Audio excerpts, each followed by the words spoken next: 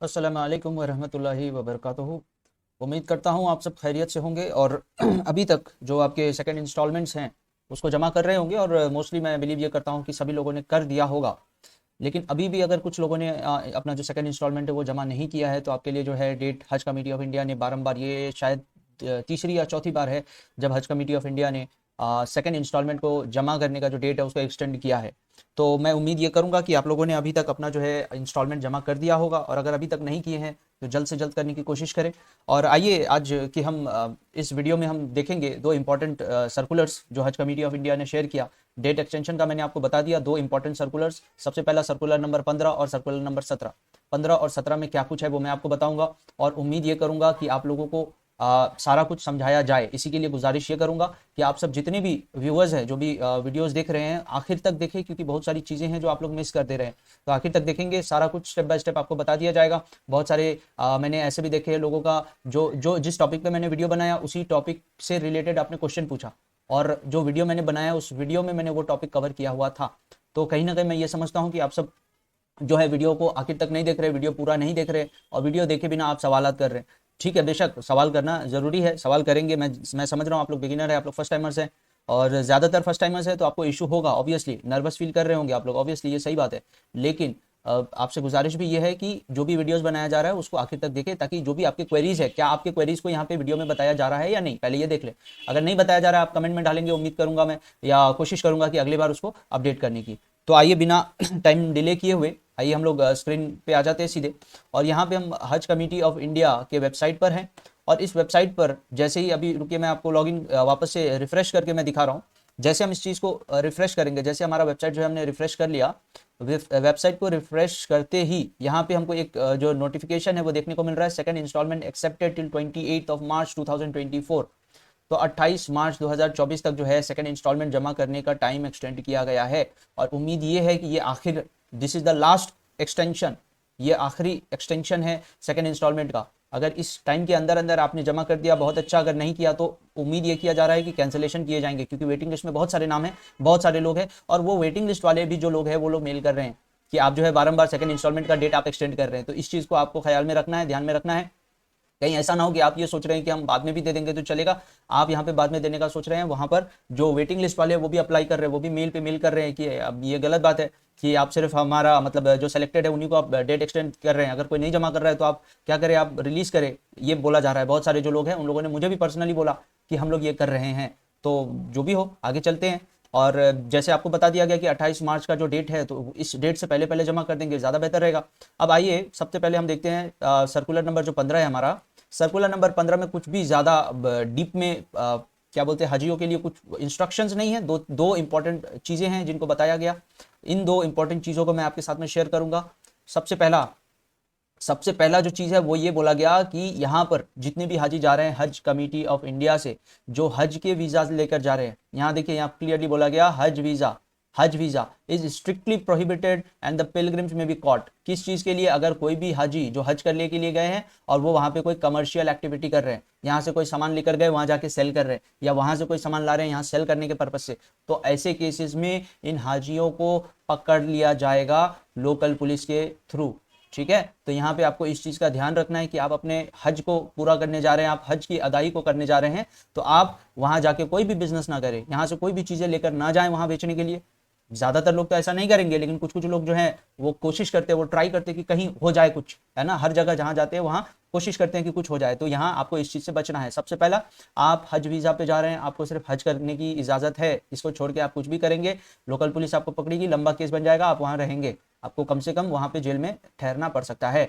और जो दूसरा पॉइंट है सबसे इंपॉर्टेंट, वो ये बोला गया कि मक्का शरीफ में मस्जिद हराम के जो मताफ का एरिया है वहाँ पे हमने बारंबार गुज़िश्ता सालों में भी देखा, बहुत बार हम देखते हैं कि लोग उमरा करने को भी जाते हैं तो वो भी जब तवाफ़ करते हैं तो वहाँ पे भी वो लोग कोई पैम्पलेट निकाल लेते हैं या फिर कोई किसी देश का झंडा निकाल लेते हैं। तो यहाँ पे इस चीज़ के लिए हज कमेटी ऑफ इंडिया को सऊदी हुकूमत ने, ये बोल सकते हैं the kingdom of Saudi Arabia ने क्लियरली ये बोल दिया है कि किसी भी पिलग्रिम को ये चीज नहीं करना है, ना तो वहां कोई पैम्पलेट निकाल के दिखाना है, ना किसी देश का वहां झंडा निकाल के दिखाना है, और कोई भी तरह का आप ना तो धरना कर सकते हैं, ना आप कोई किसी तरह का किसी को सपोर्ट या किसी के अगेंस्ट आप नहीं जा सकते, वो चीज आपको वहां नहीं करना है, वो करने पे भी आपको पनिशमेंट मिल सकता है। तो इन दो चीजों से आपको बचना है। पहला, हज वीजा पे जा रहे हैं, कोई बिजनेस कोई कमर्शियल एक्टिविटी नहीं होना चाहिए। दूसरा, किसी भी कंट्री का फ्लैग आप ले जा करके वहां नहीं दिखा सकते, किसी तरह से आप धरना या किसी का प्रोटेस्ट या किसी को सपोर्ट वो वहां पे आप नहीं कर सकते, कोई भी किसी भी तरह का बैनर आप नहीं वहां शो कर सकते। अगर ये करेंगे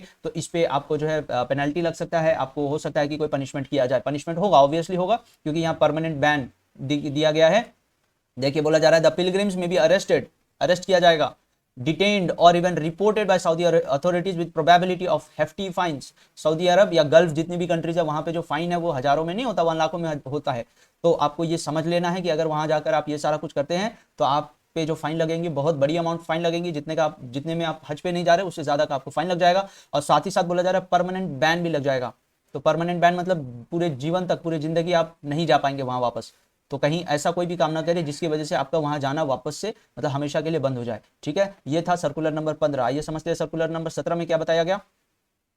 सर्कुलर नंबर 17 ये उन लोगों के लिए है, स्पेशली उन महरम के लिए है। सिलेक्शन ऑफ 500 महरम सीट्स फॉर हज 2024 500 महरम सीट का जो कोटा था जिसपे मैंने वीडियो बनाया था, वो वीडियो का भी अगर जरूरत पड़े तो मैं उसका दे दूंगा वीडियो का टैग। जरूरत नहीं है मैं समझता हूँ यहाँ पर अब, क्योंकि उसका टाइम भी खत्म हो चुका और इसका जो काम था वो भी काम खत्म हो चुका, तो वीडियो की जरूरत नहीं है। एनीवेज यहाँ पे बोला जा रहा है person to this office circular number 13 कितने लोगों ने अप्लाई किया, 714 लोगों ने एप्लीकेशन दिया था। Out of which only 619 application जो है उनको सुटेबल माना गया। 698 जो एप्लीकेशंस थे उनको सेलेक्टेड माना गया, उनको माना गया कि ये जो एप्लीकेशन है सही एप्लीकेशन किया गया। बाकी जो एक्स्ट्रा था उनको कैंसिल किया गया, कुछ एप्लीकेशन यहाँ पे कैंसिल भी हुए। अब क्योंकि ये पहले भी बता दिया गया था कि 500 से ज्यादा होगा तो कुर्रा किया जाएगा। अब यहाँ पे 698 एप्लीकेशन था, इस वजह से कुर्रा किया गया, और कुर्रा करने के बाद में 500 जो पिलग्रिम्स है आउट ऑफ 698 उनको सेलेक्ट किया गया।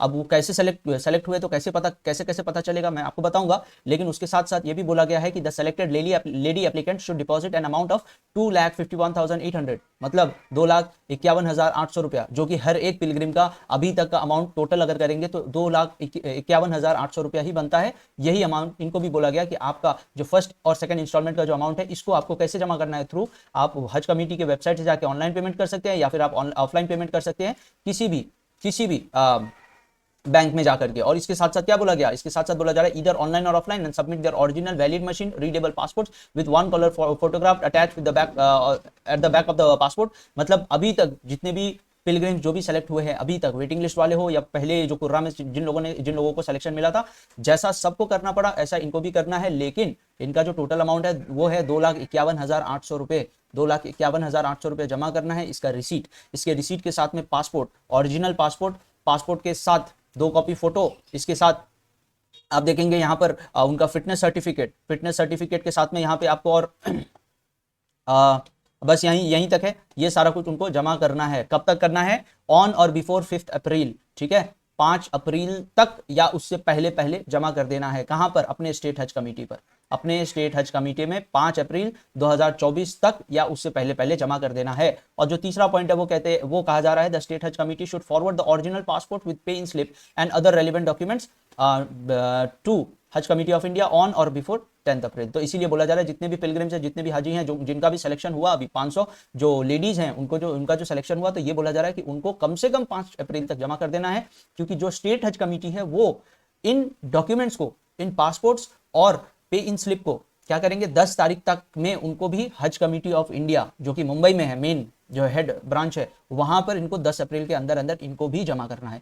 तो जितने भी लोगों का सिलेक्शन हुआ है, आप सबसे गुजारिश है कि आप लोग क्या करें, जल्द से जल्द अपना पेमेंट करें और पेमेंट करके जो डॉक्यूमेंट्स, जो चीजें मैंने आपको बताया है, ये सब जल्द से जल्द वहां जमा करने की कोशिश करें। अब आइए समझते हैं सबसे आखिर में जो मैंने आपको बताया कि मैं ये भी बता दूं कि किस तरह से हो रहा है और क्या है, आपको पता चले। 1 मिनट। अब देखिए, अगर आपको देखना है कि सिलेक्शन हुआ है या नहीं हुआ है, तो सिलेक्शन हुआ नहीं हुआ इसको समझने के लिए जो सबसे सिंपल, जो सबसे इजी जो प्रोसेस है, इस प्रोसेस को बोलते हैं हज कमेटी ऑफ इंडिया, hajcommittee.gov.in पे आना है।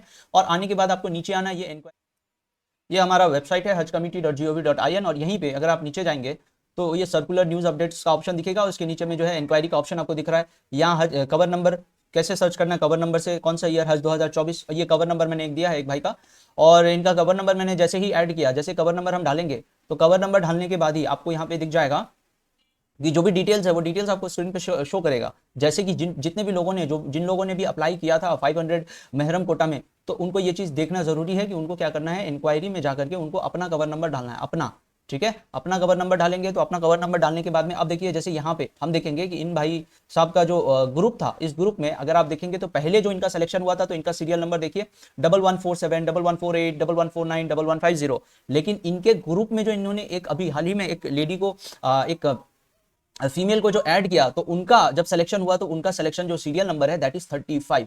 अब ये 35 कैसे हुआ, 35 इसलिए हुआ क्योंकि इनका जो एडिशन हुआ इस ग्रुप में दैट इज थ्रू महरम कोटा, ठीक है। तो महरम कोटा से जब भी जिनका भी सिलेक्शन होगा, पहली बात है आपके ग्रुप में अगर 3 लोग थे, 4 लोग थे, जितने भी लोग थे, तो पहले आप ये देख लेंगे कि आपके वो लोग तो हैं और उनके बाद एडिशनल कोई दिख रहा है नहीं दिख रहा। अगर आपने अप्लाई किया है तो वहां दिखेगा, ऑब्वियसली दिखेगा। अब यहाँ पे दो चीज है, अगर सिलेक्शन हो गया तो ऐसे सीरियल नंबर और नंबर दिखाएगा और ब्रैकेट में सेलेक्टेड दिखाएगा। लेकिन अगर सेलेक्टेड नहीं है, वेटिंग लिस्ट है, तो यहाँ पे अगेन सीरियल नंबर दिखाएगा और ब्रैकेट में वेटिंग लिस्ट दिखाएगा, ठीक है। और इसके साथ साथ अगर आप नीचे आएंगे तो यहाँ नीचे आकर अगर हम देखें तो देखिए इनका जो टोटल अमाउंट था, पहले ये 4 लोगों का जो टोटल अमाउंट था दैट वाज, जितना भी अमाउंट था वो अमाउंट उन लोगों ने क्लियर कर दिया, ठीक है। पहला उन लोगों ने कब पे किया, 1 फेब 2024 को, दूसरा कब पे किया, 24 फरवरी 2024 को। अमाउंट इनका टोटल क्लियर हो गया। लेकिन इनके ग्रुप में जो एडिशनल इन्होंने एक मेंबर जो ऐड किया था, तो उस मेंबर का जो टोटल अमाउंट है दैट इज 2,51,800, जो कि मैंने आपको यहाँ पे दिखाया था। यहाँ पे मैंने आपको क्लियरली बताया था 2,51,800, यही 2,51,800 रुपया यहाँ पे इनको शो कर रहा है। मतलब ये अमाउंट इनको जो है जमा करना है। जैसे ही वो ये अमाउंट जमा करेंगे तो इनका क्या होगा, इनका पेमेंट हो जाएगा सबका, और पूरा जो इनका ग्रुप है वो पूरा ग्रुप सेलेक्टेड हो चुका है, ठीक है। इनको बस अपना अमाउंट जो है वो जमा। आप सब मेंबर्स से गुजारिश है, जितने भी हमारे व्यूअर्स हैं, सारे व्यूअर्स से गुजारिश है कि अभी भी अगर मैं देखूं तो हाल ही में ये मैंने रिसेंटली चेक किया, मैं देख रहा हूँ हमारे बहुत ही कम जो हमारे व्यूअर्स हैं, बहुत ही कम व्यूअर्स ने हमारे को सब्सक्राइब किया है। तो आप सबसे गुजारिश है, क्योंकि अभी जो है हज के दिन शुरू होने वाले हैं और हमारे एंड से सारी कोशिशें चल रही है। हम बहुत तरीके के जो भी अपडेट्स है, भी टेक्निकल जो अपडेट्स है हम वो भी ला रहे हैं। साथ ही साथ हम जो मसाइल के लिए भी हमने राब्ता किया हुआ है, हम उस पर भी काम कर रहे हैं। तो कोशिश ये है कि जितनी भी ट्रेनिंग्स है, चाहे वो टेक्निकल हो, चाहे वो हज से लेके जो रिलीजियस जो ट्रेनिंग है, ये सारा ट्रेनिंग हम आपको प्रोवाइड कराने की कोशिश कर रहे हैं। आप सबसे गुजारिश है, जितने भी हमारे व्यूअर्स हैं, आप सबसे गुजारिश है चैनल जरूर सब्सक्राइब करें, और सब्सक्राइब करते करते इसके साथ साथ जो बेल आइकन है उसको भी प्रेस करें, ताकि जो भी लेटेस्ट हम कुछ भी अपडेट कर रहे हैं वो आपको जल्द से जल्द मिल जाए। तो आज की वीडियो में बस इतना ही। अस्सलाम वालेकुम वरहमतुल्लाहि वबरकातुहू।